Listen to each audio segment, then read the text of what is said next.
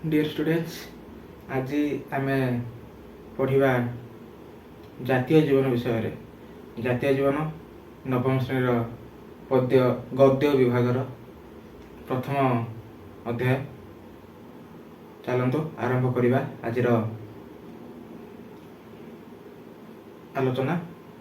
तो प्रथमे मु कहवाक चाहिए जो जातीय जीवन प्रकृत में यार अर्थ कौन, जो मैंने भी जानी दयाकोरी जो मैंने भी बुझी ना यार प्रकृत अर्थ कौन मत कमेंट मध्यम जनइबे। यहाँ मोर गोटे छोटिया प्रश्नटे तुम मान रते बड़े आम ताकू पढ़ा ना ता विषय मु संपूर्ण भाव यहाँ आलोचना करी।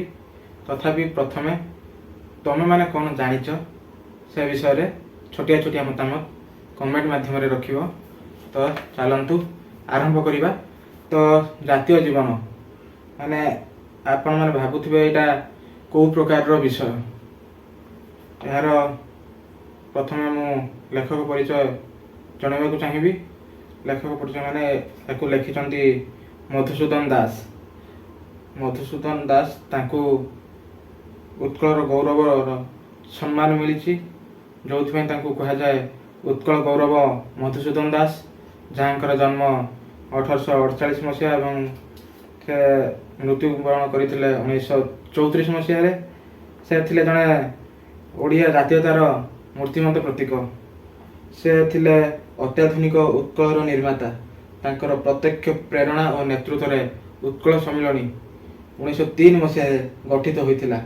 भारतर सर्वप्रथम भाषाभित्तिक राज्य आमर ओडिशा 1936 मसीहा एप्रिल 1 तारिख स्वतंत्र उत्कल प्रदेश गठन हेबारे जार मुख्य भूमिका थिला उत्कल सम्मेलन।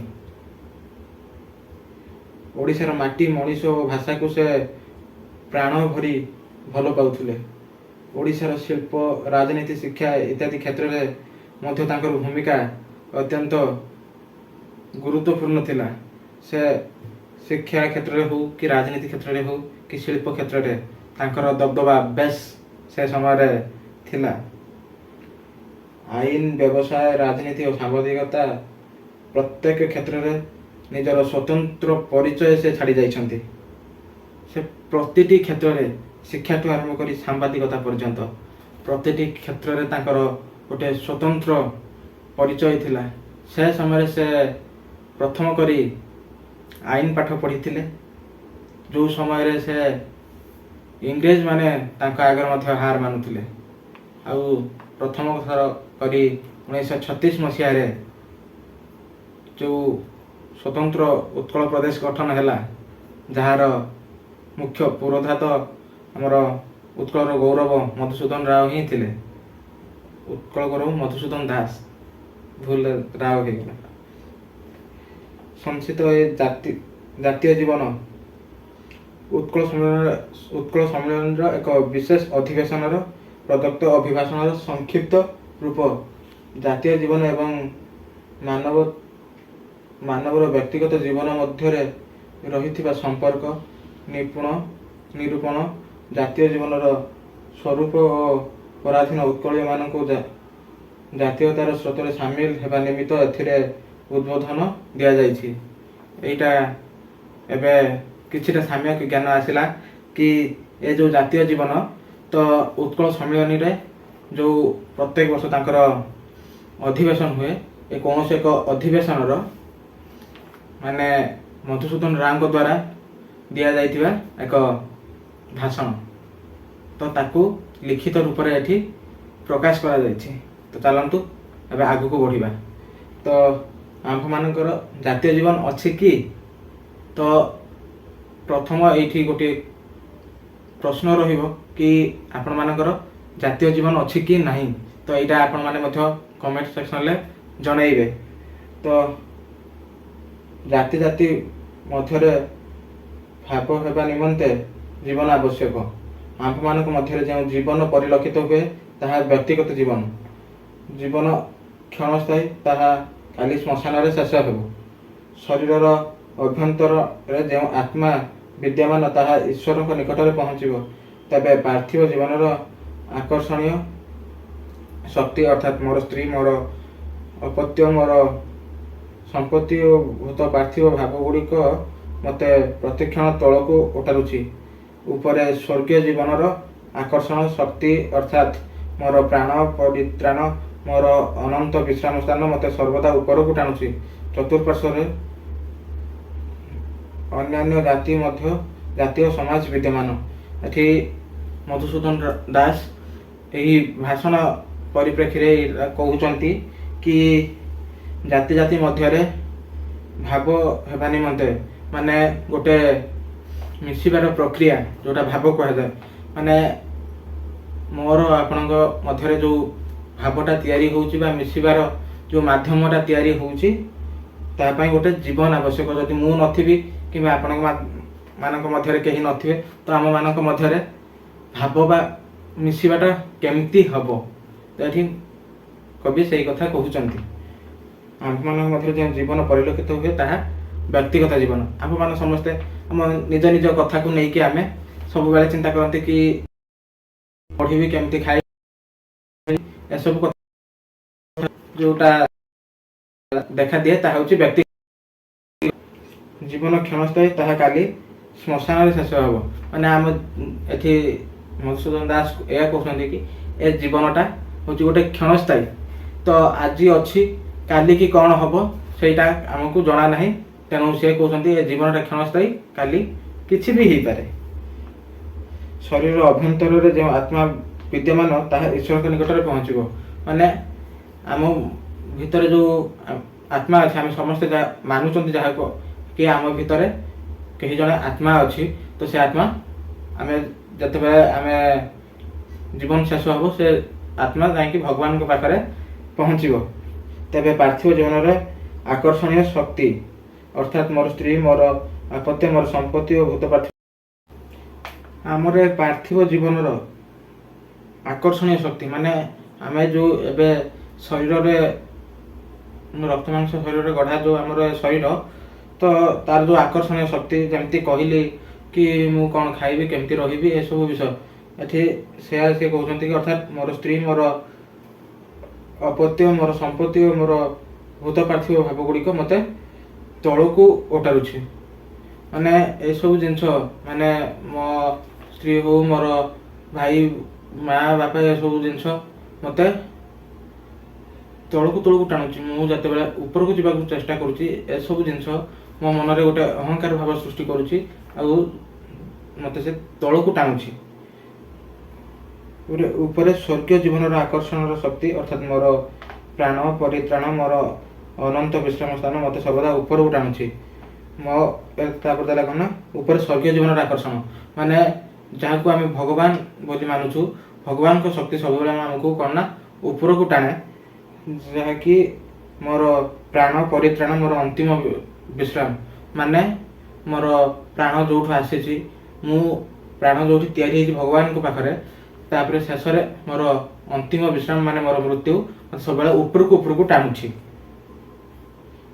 चतुर्पार्श्व अन्य जाति और समाज विद्यमान आम चारि पाखरे अनेक प्रकार जाति अनेक प्रकार समाज मध्य रही से जाति और समाज मानक संगे संगे जीवन मिलाई आलाप करवा आंभ मान गोटे प्रकार कर्म माने ये कौन कौन ना प्रत्येक जो जाति बा समाज माने रही माने जे जेकोसी जाति हो जे जेकोसी समाज रही था आम समस्त सांगे मिसिकी गोटे भावर आदान प्रदान करवा माने मिसिकी समस्ते कथबार्ता हवा समस्त सहयोग आम बंचा यहाँ हूँ आम गोटे सबुठ बड़ कर्म जातीय जीवन प्रतिष्ठित हेले जाति जाति मध्य सद्भाव हेब माने गोटे प्रकार जातीय जीवन माने समस्ते आम एक होइकी रहिले समस्त मध्य सद्भाव माने समान प्रकार भावना गोटे भल भावना रहिबो जाति जाति मध्य जो सद्भाव तहिरे उच्छेद हेब नाही किंतु व्यक्तिगत सद्भाव चिरस्थायी नुहे माने जो कहली जातीय जीवन माने जो जाति जाति मध्य जो सद्भाव तहिरे उच्छेद हेब नाही माने जो आमे जो एभली समस्ते मिसिकी रहिले आमको कहीं हरई पारिबेनी माने आम मानक भितर एकताटा सब बेले ମାନେ ଶକ୍ତ ହେଇକି ରହିବା ଦରକାର। କିନ୍ତୁ ଏ ବ୍ୟକ୍ତିଗତ ଜୀବନ ସବୁବେଳ ପାଇଁ ମାନେ ଚିରସ୍ଥାୟୀ ନୁହେଁ। କିଛି କ୍ଷଣ ପାଇଁ ଆଜି ମରିଗଲେ ଆମକୁ କାଲି ଭୁଲିଯିବେ। ଯଦି ଆମମାନଙ୍କ ଭିତରେ ଏକତା ଥିବ, ଆମମାନଙ୍କ ମଧ୍ୟରେ ସମସ୍ତଙ୍କ ମଧ୍ୟରେ ଉତ୍ତମ ବୁଝାମଣା ଥିବ, ତ ତେବେ ଆମକୁ ସମସ୍ତେ ମନେ ପକାଇବେ କି କେହି ଜଣେ ଥିଲା କି ଆମ ସାଙ୍ଗରେ ମିଶୁଥିଲା, କେହି ଜଣେ ଥିଲା ଆମ ସହ ଭଲରେ କଥା ହେଉଥିଲା।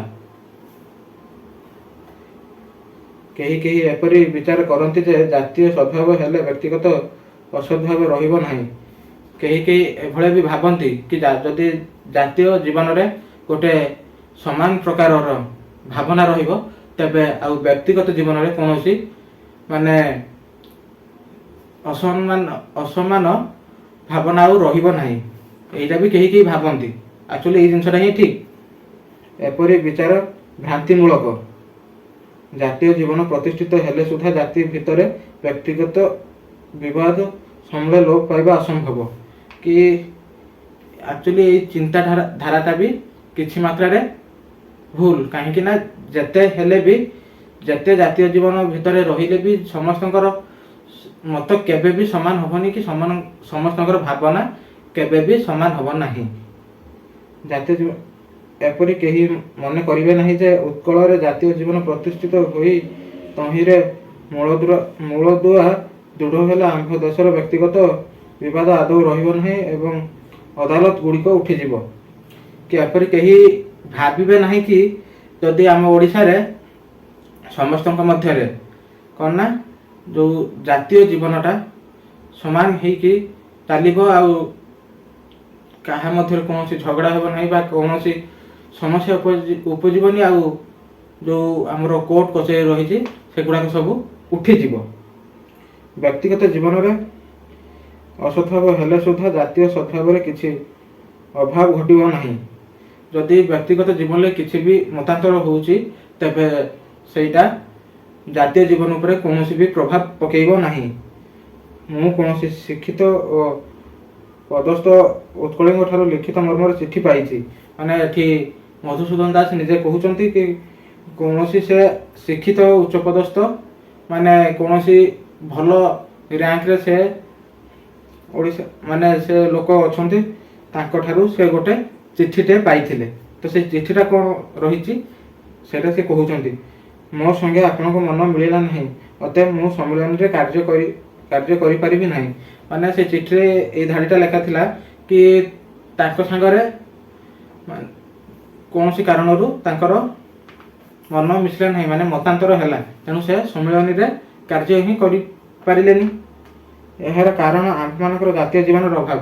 ମାନେ ଏହାର କାରଣ କ'ଣ ନା ଏଠି ସେ କହୁଛନ୍ତି କି ଆମମାନଙ୍କ ମଧ୍ୟରେ ଯେଉଁ ଜାତୀୟ ଜୀବନର ଯେଉଁ ଭାବନାଟା ରହିଛି ସେଇଟା ଆମର ଅଭାବ ଅଛି। ଯେମିତି ପୂର୍ବରୁ କହୁଥିଲେ କି ଆମେ ସମସ୍ତଙ୍କର ଜାତୀୟ ଜୀବନରେ କ'ଣ ନା ସମସ୍ତଙ୍କର ମନ ମିଶିବା ଦରକାର, କିନ୍ତୁ କିଛି କ୍ଷେତ୍ରରେ ବି ମିଶେ ନାହିଁ। କିନ୍ତୁ ତା ମାନେ ନୁହେଁ ଯେ ଆମେ ସେ କାମ ଛାଡ଼ି ଦେଇକି ପଳେଇ ଆସିବା।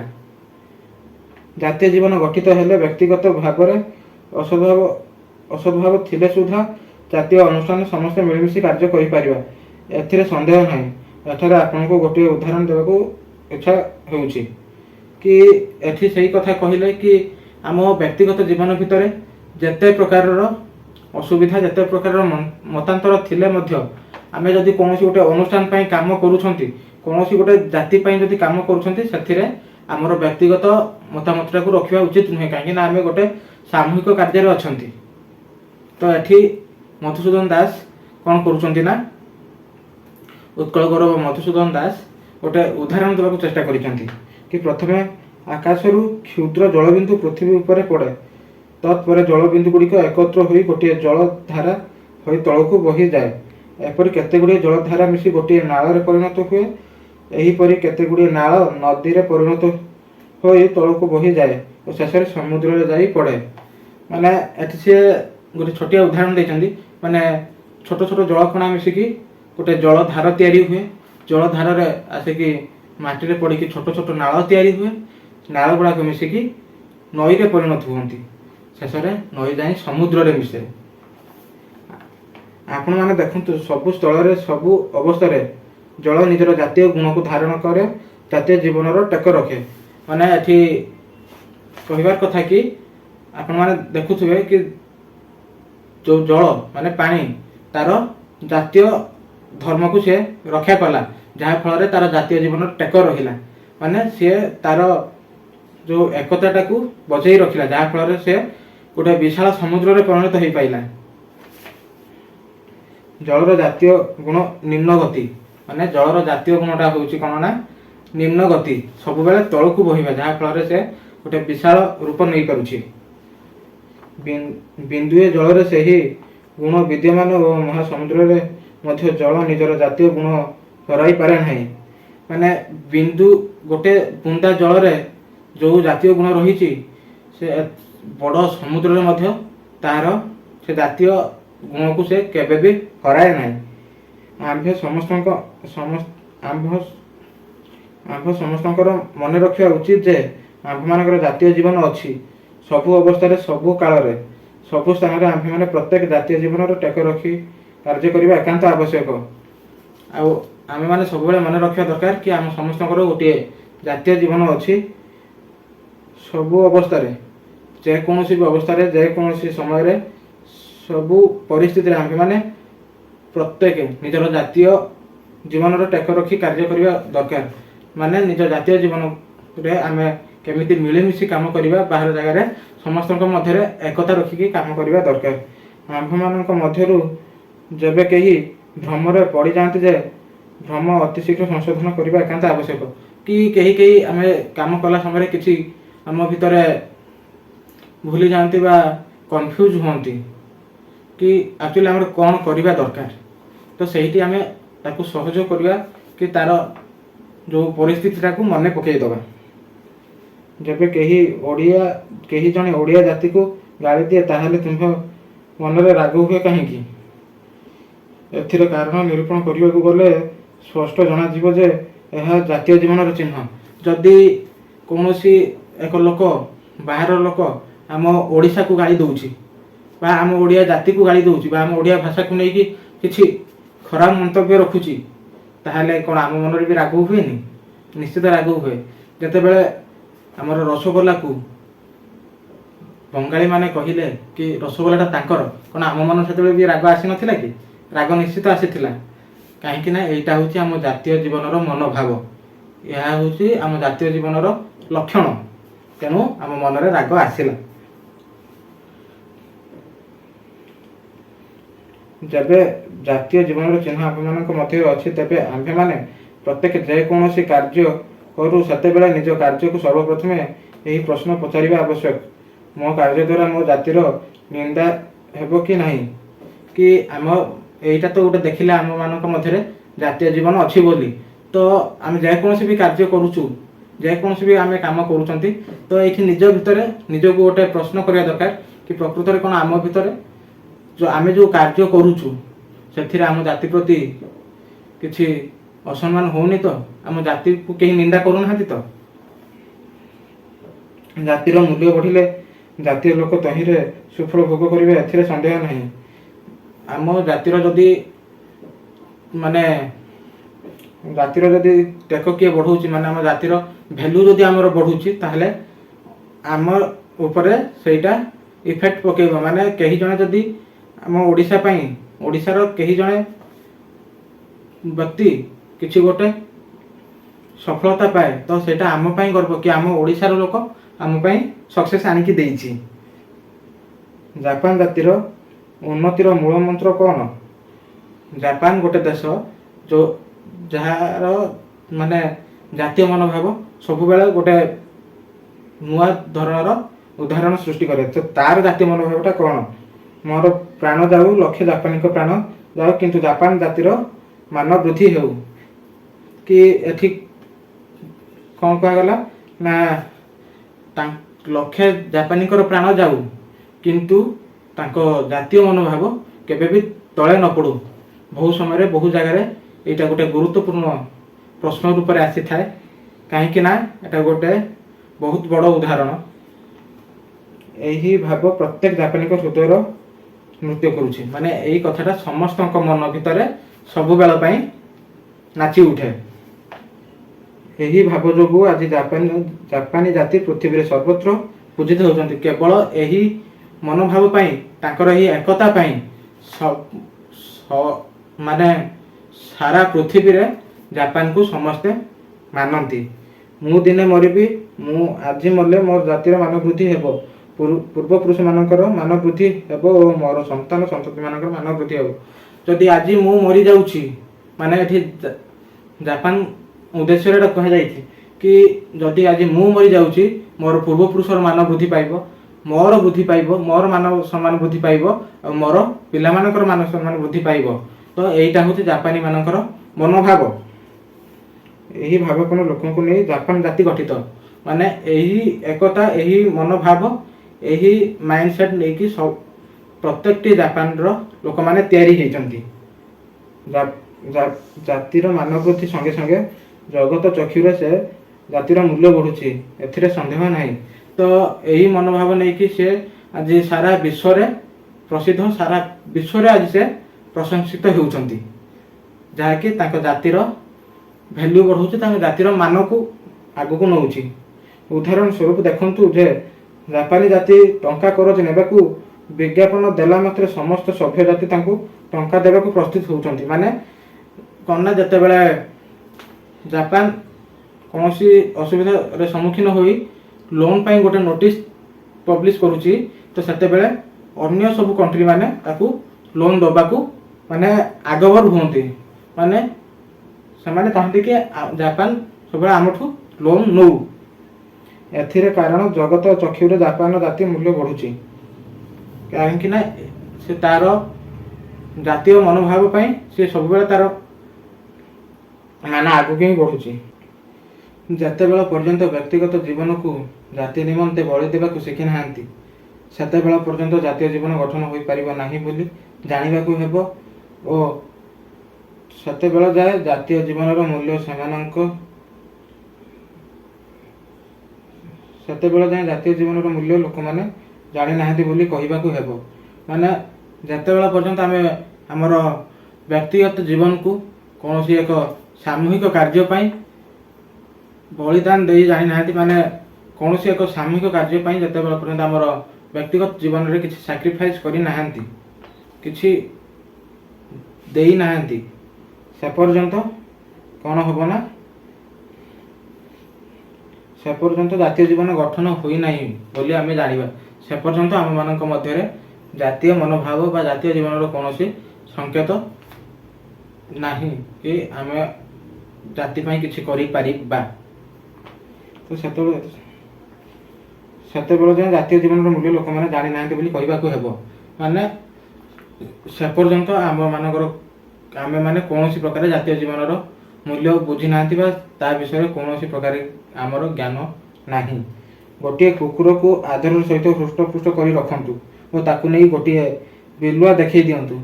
ଦେଖିବ ସେ ବିଲୁଆଟି ଖିଙ୍କାରି ହେଲା ମାତ୍ରେ ଦେଶୀ କୁକୁରଟି ଲାଙ୍ଗୁଡ଼ ବୁଝା ଆପଣଙ୍କ ପାଖକୁ ପଳେଇ ଆସିବ। କିନ୍ତୁ ଗୋଟିଏ ଡାହାଳ କୁକୁର ଛୁଆ ଆଣନ୍ତୁ, ତାକୁ ଗୋଟିଏ ବାଘ ଦେଖାଇ ଦିଅନ୍ତୁ, ଦେଖିବ ସେ ଡାହାଳ ଛୁଆଟି ନିର୍ଭୟରେ ମହାବଳ ବାଘ ଆଡ଼କୁ ଝଟପି ଯିବ। ଯେବେ ସେ ଡାହାଳ କୁକୁର ଛୁଆଟି କଥା କହିପାରୁଥାନ୍ତା, ତାହେଲେ ଅସୀମ ସାହସିକତାର କାର୍ଯ୍ୟର କାରଣ ଆପଣ ତାକୁ ପଚାରିଲେ ସେ ଏପରି ଜୀବନ ଜବାବ ଦିଅନ୍ତା, ମୁଁ ଜାଣେ ଯେ ମହାବଳ ବାଘକୁ ଆକ୍ରମଣ କରିବାକୁ ଯାଇ ମୁଁ ସେହି ବାଘ ହାତରେ ମରିବି, କିନ୍ତୁ ମୋ ଜାତିର ଗୁଣ ସାହସିକତା, ମୁଁ ମୋ ଜାତି ଜୀବନ ପ୍ରତି ମାୟା ରଖି ବାଘ ନିକଟକୁ ନ ଗଲେ ମୋ ଜାତିର ମାନ ଓ ମୂଲ୍ୟ କମିଯିବ। ମୁଁ ମରେ ପଛେ, କିନ୍ତୁ ଡାହାଳ କୁକୁରର ଦାମ ମୋର ସାହସିକତାର ଦ୍ୱାରା ବଢ଼ିବ, ଏଥିରେ ସନ୍ଦେହ ନାହିଁ। ତ ଏଠି ଆଉ ଗୋଟିଏ ଉଦାହରଣ ଦିଆଗଲା କି ଯଦି ଆପଣ କୌଣସି ଏକ ଛୋଟିଆ ଦେଶୀ କୁକୁରକୁ ଆଣିକି ଖାଇବାକୁ ପିଇବାକୁ ଦେଇ ସ୍ନେହ ଯତ୍ନ କରି ତାକୁ ବଢ଼େଇବେ ଆଉ ତାକୁ ବିଲୁଆ ଆଗରେ ଛାଡ଼ି ଦେଉଛନ୍ତି, ସେ ବିଲୁଆଟି ଯଦି ଗୋଟେ ଥର ଭୁକେ, ସେ ପୋଷା କୁକୁରଟି କ'ଣ ନା ଛିନଛାଟ ମାରିକି ଦୌଡ଼ିକି ପଳେଇ ଆସିବ। କିନ୍ତୁ ଗୋଟେ ଡାହାଳ ଗୋଟେ ସାହସୀ କୁକୁର ଛୁଆକୁ ଯଦି ତାକୁ ଆଣି ବାଘ ନିକଟରେ ବି ତାକୁ ଛାଡ଼ି ଦିଆଯାଏ, ତେବେ ସେ କେବେ ବି ଭୟ ନ କରି ତାହା ସହ ଲଢ଼ିବାକୁ ଯିବ। ଆଉ ଏଠି ଯଦି ତାର କଥା କହିବାର ଶକ୍ତି ଥାଆନ୍ତା, ତ ତାକୁ ଯଦି ପଚରା ଯାଇଥାନ୍ତା ସେଇ ସମୟରେ କି ତୁ ଏତେ ସାହସ କେମିତି କରିପାରୁଛୁ ଗୋଟେ ମହାବଳ ବାଘ ସହ ଲଢ଼ିବା ପାଇଁ। ତ ତାର ସାହସିକତାର ଜବାବ ସେ ଦେଇଥାନ୍ତା କି ମୁଁ ଜାଣିଛି କି ମହାବଳ ବାଘ ନିକଟକୁ ଯାଇ ଲଢ଼େଇ କରି ତା ପାଖରେ ମୋ ଜୀବନ ବି ଚାଲି ଯାଇପାରେ, କିନ୍ତୁ ଜୀବନ ଚାଲିଯିବ ବୋଲି ମୁଁ ଡରିକି ପଳେଇ ଆସିବିନି। ଏଇ ଜାଗାରେ ମୋର ଜାତିର, ମୋ ଡାହାଳ କୁକୁର ଜାତିର ସମ୍ମାନ ରହିବନି, ମୋ ଜାତିର ଅସମ୍ମାନ ହେବ। ଯେଉଁଠି ମୁଁ ସିନା ମରିଯିବି, କିନ୍ତୁ ଏଠି ମୁଁ ସିନା ମରିଯିବି କିନ୍ତୁ ମୋ ଜାତିର ମାନ ବଢ଼ିବ ଯଦି ମୁଁ ମହାବଳ ବାଘ ସାଙ୍ଗରେ ଲଢ଼େଇ କରିକି ମରୁଛି। ଏହି ଉଦାହରଣର ଅର୍ଥ ଏହିକି ଆମ୍ଭେମାନେ ସମସ୍ତେ କାର୍ଯ୍ୟ କଲାବେଳେ ଥରେ ଆମ୍ଭମାନଙ୍କର ଭାବିବା ଉଚିତ ଯେ କାର୍ଯ୍ୟ ଦ୍ୱାରା ମୋ ଜାତିର ମାନ ବଢ଼ୁଛି କି ନାହିଁ। ତ ଏହା କହିବାର କାରଣ ଉତ୍କଳ ଗୌରବ ମଧୁସୂଦନ ଦାସଙ୍କର କି ଏଠାରେ ଆମେ ଯେକୌଣସି ବି କାମ କରୁଛୁ ତ ଆମ କାମ କରିବା ଦ୍ୱାରା ଆମ ଜାତିର ବା ଆମ ସମାଜର ସମ୍ମାନ ବଢ଼ୁଛି କି ନାହିଁ। ଯେବେ ଯେବେ ମୋତେ ଜଣେ କୁବାକ୍ୟ କହେ ଓ ମୁଁ ଯେବେ ଜାଣିପାରେ ଯେ ମୁଁ ସେହି କୁବାକ୍ୟରେ ପ୍ରତି ଉତ୍ତର ନ ଦେଇ ଚୁପ୍ ରହିଲେ ମୋ ଜାତିର ମାନ ବଢ଼ିବ ଓ ମୋ ଜାତିର ଗମ୍ଭୀରତା ବଢ଼ିବ, ତାହେଲେ ସେହି ସ୍ଥଳରେ ମୋର ନୀରବ ରହିବା ଏକାନ୍ତ କର୍ତ୍ତବ୍ୟ। କି ଏଠି କୁହାଯାଇଛି କି ଯଦି ମୋତେ କେହି ଜଣେ ବ୍ୟକ୍ତି ଖରାପ ଅର୍ଥରେ ଗାଳି ଦେଉଛି ବା ଖରାପ ମନ୍ତବ୍ୟ ମୋତେ ଦେଉଛି ମୋ ବିରୁଦ୍ଧରେ, ତ ଯଦି ଏଠି ଚୁପ୍ ରହିବା ଦ୍ୱାରା ମୋ ଜାତିର, ମୋ ସମାଜର ମାନ ବଢ଼ୁଛି, ତାହେଲେ ଏଠାରେ ମୋତେ ନିହାତି ଭାବରେ ଚୁପ୍ ରହିବା ନିହାତି ଦରକାର। ଦୋଷ ଗୁଣ ଦେଖିବା ସମ୍ବନ୍ଧରେ ମୋର ବକ୍ତବ୍ୟ ଏହି ଯେ ଯୋଡ଼ିଆ ଆଖିରୁ ଗୋଟିଏ ଆଖି ବନ୍ଦ କର ଓ ଗୋଟିଏ ଆଖି ଖୋଲା ରଖ। ବନ୍ଦ ଆଖିରେ ଅନ୍ୟ ଜାତିମାନଙ୍କର ଦୋଷଗୁଡ଼ିକ ଦେଖ ଓ ଖୋଲା ଆଖିରେ ସେମାନଙ୍କର ଗୁଣଗୁଡ଼ିକ ନିରୀକ୍ଷଣ କର, ସେହି ଗୁଣଗୁଡ଼ିକୁ ଶିକ୍ଷା କର। ସବୁ ବ୍ୟକ୍ତି ଓ ସବୁ ଜାତିଙ୍କ ଠାରେ ଅନୁକରଣ କରିବାର ଯୋଗ୍ୟ ଅନେକ ଗୁଡ଼ିଏ ଗୁଣ ଅଛି। ତ ଏଠି ଦୋଷ ଗୁଣ ଦେଖିବା ସମ୍ବନ୍ଧରେ ଲେଖକ ଏହା କହୁଛନ୍ତି କି ତୁମେ ତୁମର ଦୁଇଟା ଆଖି ମଧ୍ୟରୁ ଗୋଟେ ଆଖିକୁ ବନ୍ଦ କର ଆଉ ଗୋଟେ ଆଖି ଖୋଲା ରଖ। ଆଉ ବନ୍ଦ କରିଥିବା ଆଖିରେ ସେମାନଙ୍କର ଦୋଷ ଗୁଡ଼ିକ ଦେଖ, ଆଉ ଖୋଲା ଥିବା ଆଖିରେ ସେମାନଙ୍କ ଗୁଣକୁ ଅନୁସରଣ କର। ମାନେ ଦେଖିବ ଯେଉଁ ଆଖିରେ ବନ୍ଦ ଅଛି ସେ ଆଖିରେ ଦୋଷ ଗୁଡ଼ାକ ସବୁ କଳା ଅନ୍ଧାର ଦେଖାଯିବ, ତ ସେ ଜାଗାକୁ ଯିବାର କିଛି ଆବଶ୍ୟକତା ନାହିଁ। ତ ଯେଉଁ ଆଖି ଖୋଲା ଅଛି ସେଥିରେ ଯାହା ବି ଆମେ ଭଲ ଗୁଣ ଦେଖୁଛନ୍ତି ତାକୁ ଆମେ ଅନୁସରଣ କରିବା ନିହାତି ଦରକାର। ସୂର୍ଯ୍ୟ ନିର୍ବିକାର ଭାବରେ ସମସ୍ତଙ୍କ ଠାରେ କିରଣ ବିତରଣ କରୁଛନ୍ତି। ସମୁଦ୍ରର ଲୁଣି ପାଣିରେ, ମିଶ୍ରି ସରବତରେ, ନର୍ଦ୍ଦମାରେ ସବୁଠାରେ ତାଙ୍କର କିରଣ ପଡ଼ୁଛି, କିନ୍ତୁ ଆପଣମାନେ ଦେଖନ୍ତୁ ଯେ ସୂର୍ଯ୍ୟଙ୍କର କିରଣ ବିଶୁଦ୍ଧ ଜଳତକ ଟାଣି ନିଏ ଓ ସେଗୁଡ଼ିକ ପୁନର୍ବାର ପୃଥିବୀରେ ସେଚନ କରେ। ଏଥିରୁ ଆମ୍ଭେ ଏହି ଶିକ୍ଷା ପାଉଛୁ ଯେ ସବୁଠାରେ ଦୋଷତକ ତ୍ୟାଗ କରି ସୂର୍ଯ୍ୟ ଆମକୁ ଏହା ଶିକ୍ଷା ଦେଉଛନ୍ତି ଯେ କି ପରିସ୍ଥିତି ଯାହା